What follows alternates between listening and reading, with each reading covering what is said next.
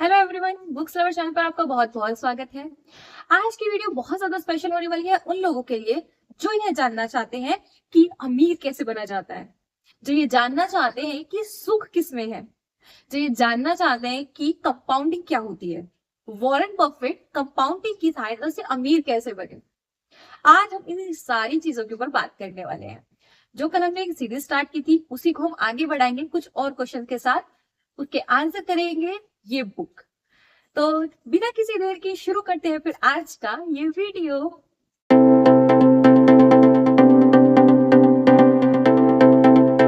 सबसे पहला क्वेश्चन हम यही डिस्कस करेंगे कि वॉरेन बफेट ने कंपाउंडिंग की सहायता से अपनी संपत्ति कैसे निर्मित की थी।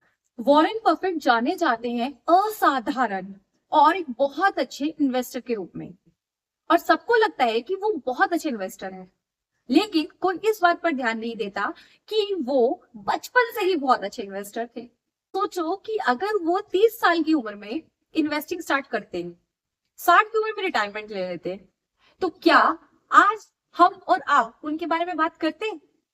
इसका आंसर है नो, क्योंकि ऐसे तो बहुत सारे लोग करते हैं, हम सबके बारे में तो बात नहीं करते। 10 साल की उम्र में उन्होंने इन्वेस्टमेंट करना स्टार्ट कर दिया था। 30 की उम्र आते आते तो वो $1 मिलियन की संपत्ति के मालिक थे।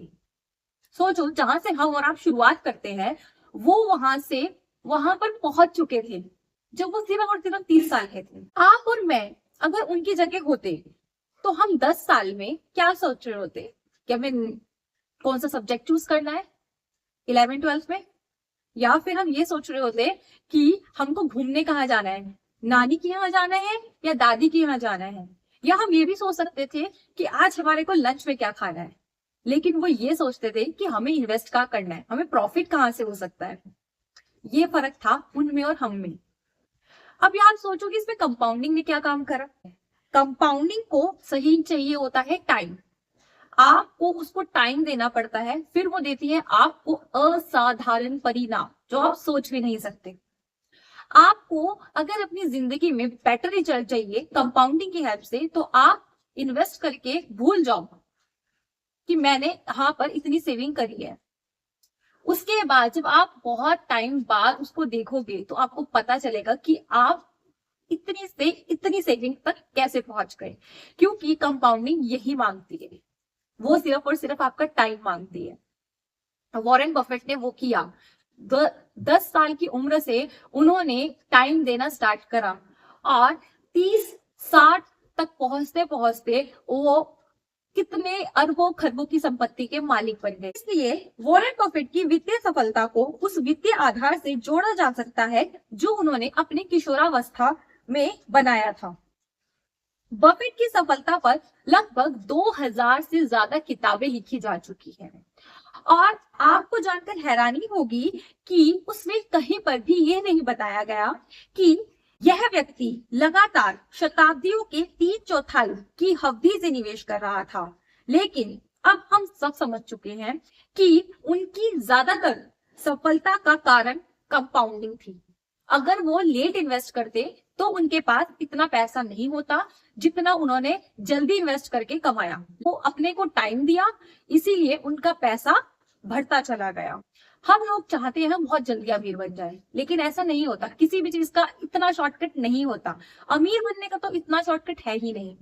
आपको अगर परमानेंटली अमीर बनना है ना, तो आपको टाइम देना पड़ेगा, आपको इन्वेस्ट करना पड़ेगा। इन शॉर्ट आप कह सकते हो कि अच्छे इन्वेस्टमेंट का मतलब अच्छे रिटर्न्स कमाने से है, जिन्हें आप बरकरार रख सके, जो लंबे समय तक दोहराए जा सके। तभी कंपाउंडिंग अपार रूप से बढ़ती है। इसके विपरीत अगर आप हाई रिटर्न्स जिन्हें बरकरार ना रख सके उसके पीछे भागते हैं तो हमेशा आपको दुखी होगा, क्योंकि हाई रिटर्न्स हमेशा नहीं मिलते हैं। हाई रिटर्न्स एक या दो बार ही काम करेंगे, हमेशा आपको हाई रिटर्न्स किसी भी स्टॉक से नहीं मिलेंगे। आई थिंक आपको समझ आया होगा कि वॉरेन बफेट ने कंपाउंडिंग की हेल्प से किस तरह से अपनी संपत्ति बनाई।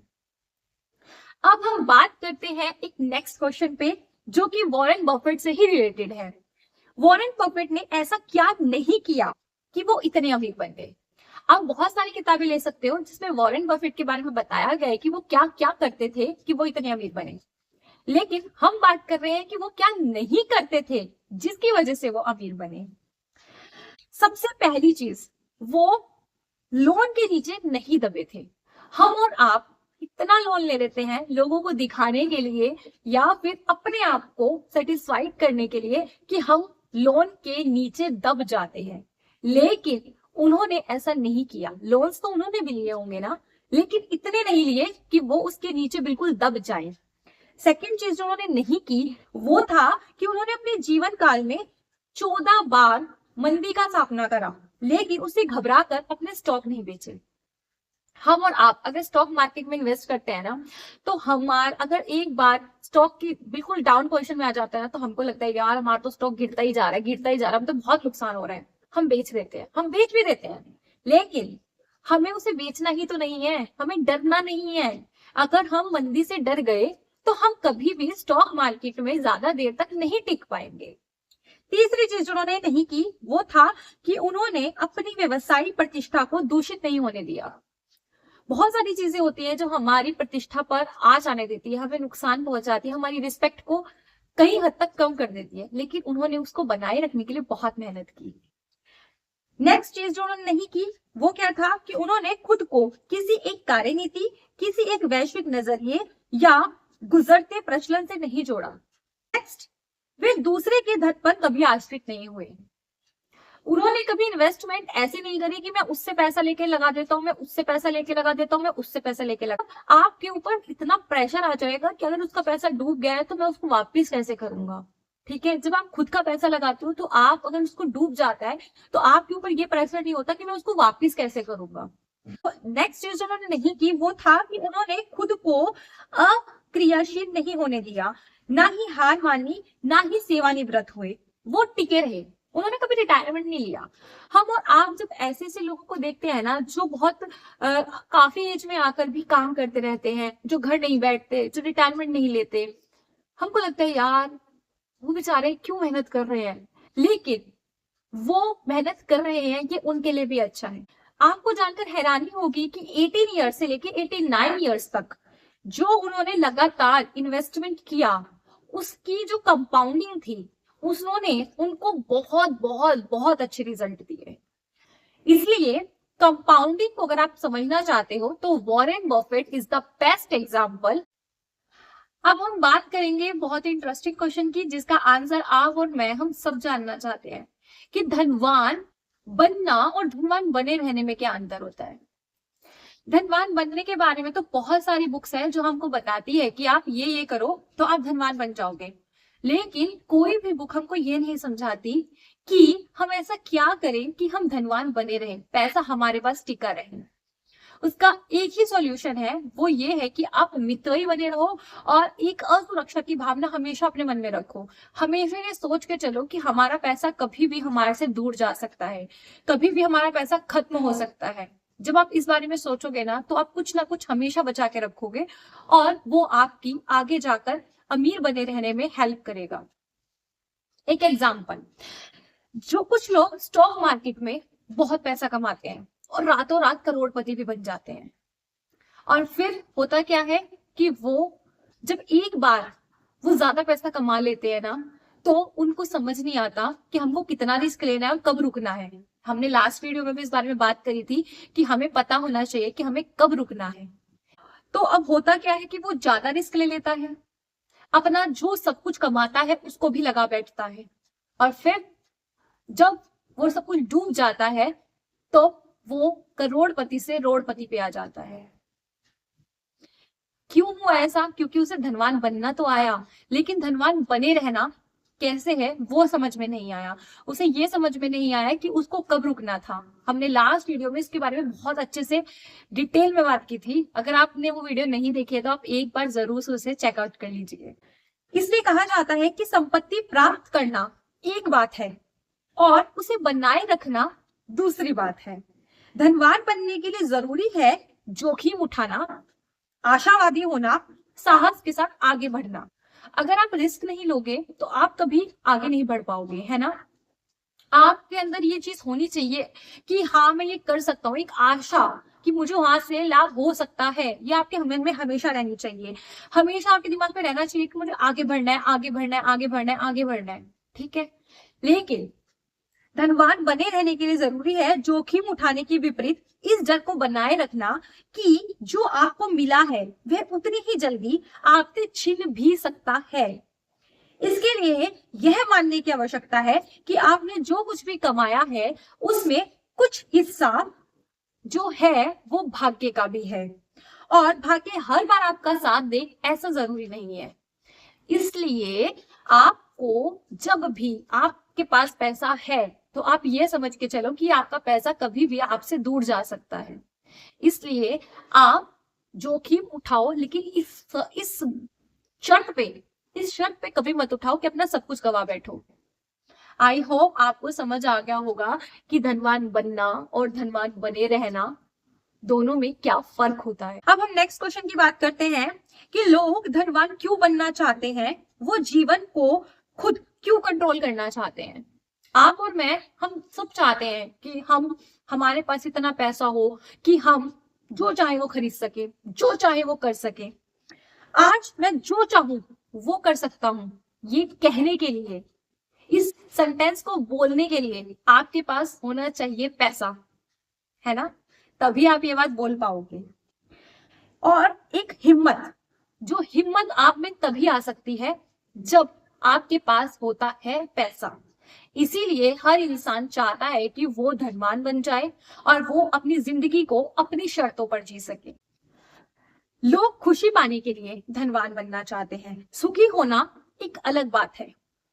खुशी हमें पैसों से मिल सकती है, लेकिन हम सुखी हो ये जरूरी नहीं है।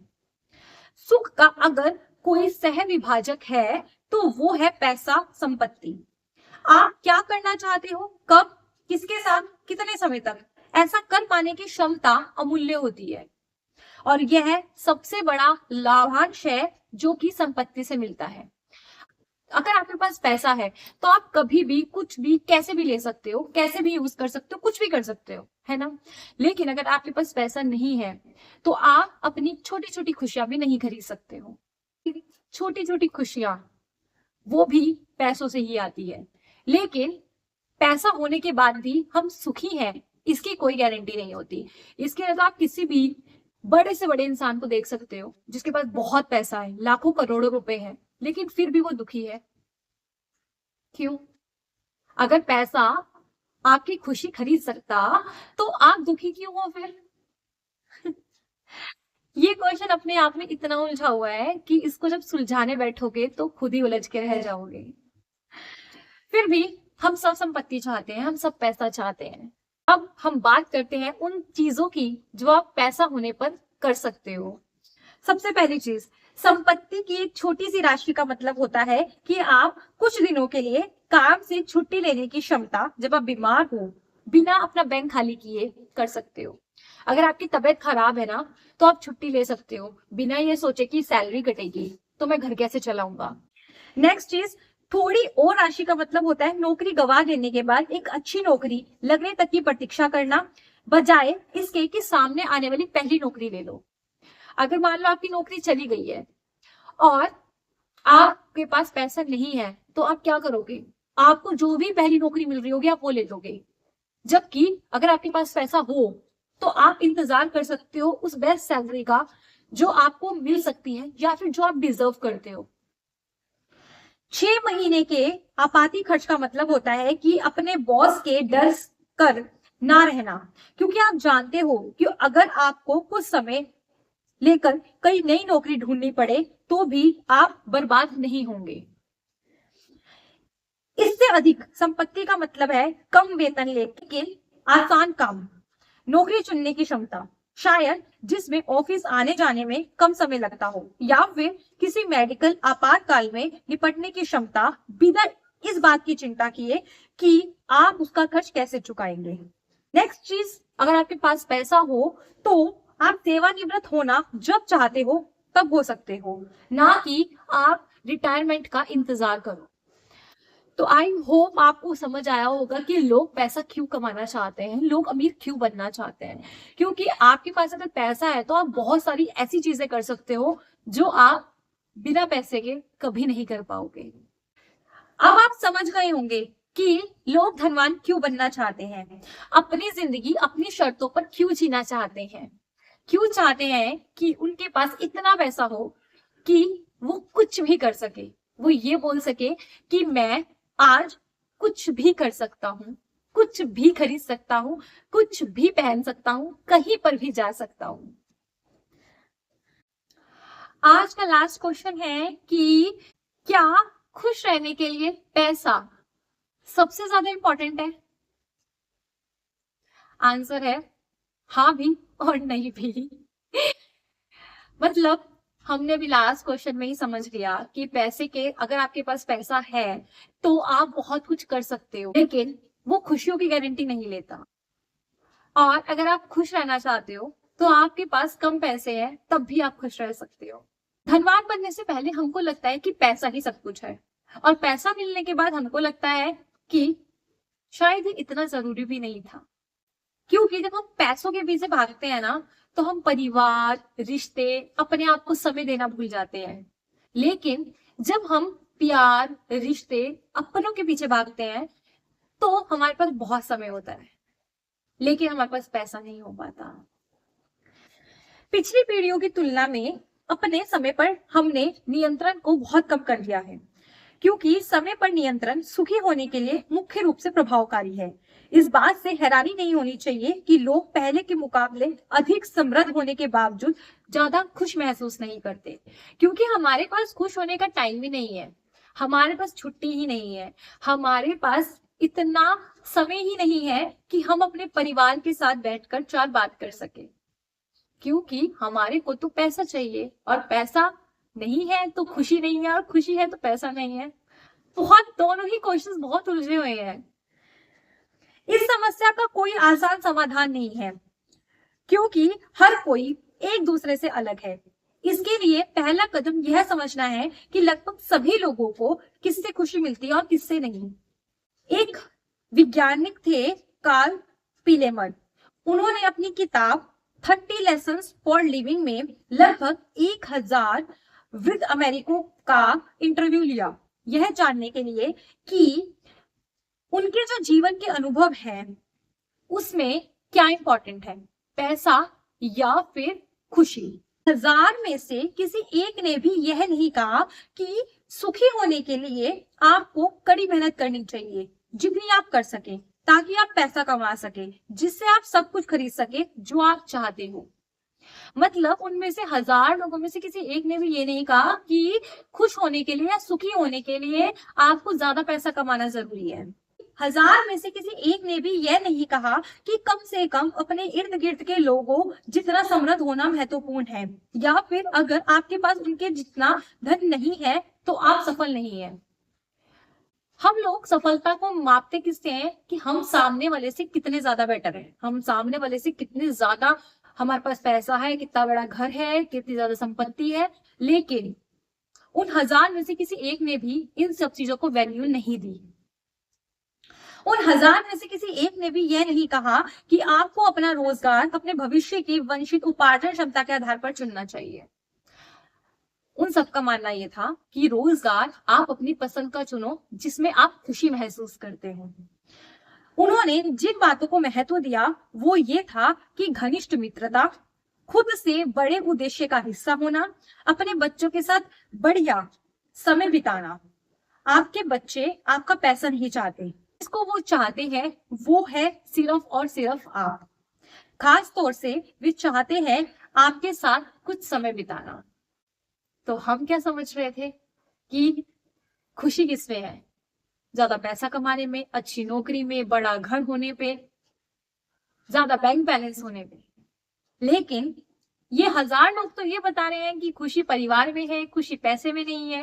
ये लोग तो ये बता रहे हैं कि आपके बच्चे आपका समय चाहते हैं। ये तो ये बता रहे हैं कि बच्चे आपको चाहते हैं। अब डिसीजन आपका है कि आप क्या समझते हो कि पैसा इंपॉर्टेंट है या फिर खुश होना इंपॉर्टेंट है। इसके बारे में तो बहुत सोचना पड़ेगा आपको भी और मुझको भी। मिलते हैं कुछ और नए क्वेश्चंस के साथ नेक्स्ट वीडियो में। तब तक के लिए बाय बाय। हाँ, और अगर आपको हमारी वीडियो अच्छी लगी हो ना तो प्लीज इसको लाइक कर देना, और चैनल पर प्लीज अगर नए आए हो, पहली बार आए हो, तो इसको सब्सक्राइब करना बिल्कुल बिल्कुल बिल्कुल मत भूलना। मिलते हैं नेक्स्ट वीडियो में, तब तक के लिए बाय बाय।